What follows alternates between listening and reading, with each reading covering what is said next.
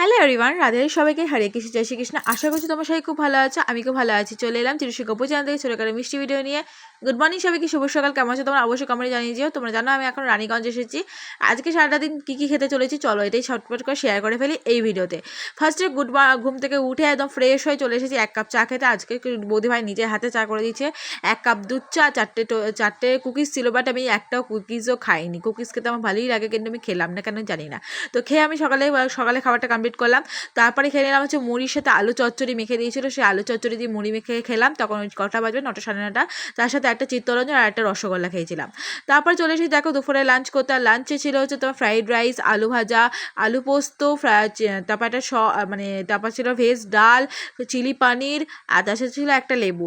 তো এটা দিয়ে আমি কিন্তু আজকে লাঞ্চটা কমপ্লিট করলাম। তো আজকে সত্যি কথা বলতে লাঞ্চটা কিন্তু খুব ভালোই করেছি। তারপর খেয়ে নিলাম একটু পায়েস। তো পায়েস খেতে কার কার ভালো লাগে অবশ্যই জানিও কমেন্টে। আমার তো খুব ভালো লাগে, আমার গোপুসোনা রাধারানীও কিন্তু পায়েস খেতে খুব প্রচণ্ড প্রিয়। তো তারপর খেয়ে নিলাম একটা ওষুধ, কারণ আমার প্রচণ্ড দাঁতে ব্যথা করছিল, তাই জন্য একটা 3টে ক্যাপসুল খেয়ে নিলাম। তারপরে আমি দাঁতের ব্যথা ইগনোর করে চলে এলাম আইসক্রিম খেতে। তো এখানে ছিল বাটারস্কচ আইসক্রিম, আমার ফেভারিট ফ্লেভার বাটারস্কচ আর চকলেট। তো বাটারস্কচ আমার খুব ভালো লাগে, কার কার ভালো লাগে অবশ্যই জানিও। তারপর একটা আইসক্রিম খেতে না খেতে দাদাভাই বললো আরেকটা খাবি, বললাম যে হ্যাঁ খাবো। দাদাভাই আরেকটা দিল, নিয়ে আমি 2টো আইসক্রিম পুরো নিজে থেকে সাটিয়ে নিলাম। খেয়ে এক ঘুম দিয়ে বিকাল সন্ধ্যা করলাম। সন্ধ্যা দেওয়ার পর ঘুম থেকে উঠে দেখো একটু জল খেয়ে নিলাম। সারাদিন ঠিকঠাক করে জল খাচ্ছি না, শরীরটা কিন্তু খারাপ হয়ে যাবে এত কিছু খাওয়ার পর জল না খেলে। তো একটু জল খেয়ে একটু চা খেয়ে নিলাম 1 কাপ চা, কারণ দেখো বিকালবেলা উঠেই জানো তো সন্ধ্যাবেলা আমি চা না খেলে মাথা ছাড়ে না। তো চাটা খেয়ে একটুখানি চিপস খেয়ে নিলাম। চিপস খেতে তো আর কার ভালো লাগে জানিও কমেন্টে, আমার তো খুব ভালো লাগে। তো চিপস খাওয়ার পর আমি চলে গেছিলাম একটু ঘুরতে গেতে একটা মন্দিরে গেলাম। মন্দিরে যাওয়ার পর দেখো এখানে 2টো প্রসাদ দিল নারকেল, তো সেটা খেয়ে তারপর বেরিয়ে দেখি ছোলে বাটুরে বিক্রি হচ্ছে। ছোলে বাটুর উপরে হাঁপিয়ে পড়লাম। তো ছোলে বাটুরে এখানে কত বড় বাটুরে জাস্ট দেখো। জাস্ট আমি ছোলে বাটুরটা খুব ভালো ছিল, ওটা ঝাল খুব সুন্দর খেতে ছিল, টেস্টি খেতে ছিল ছোলে বাটুরেটা।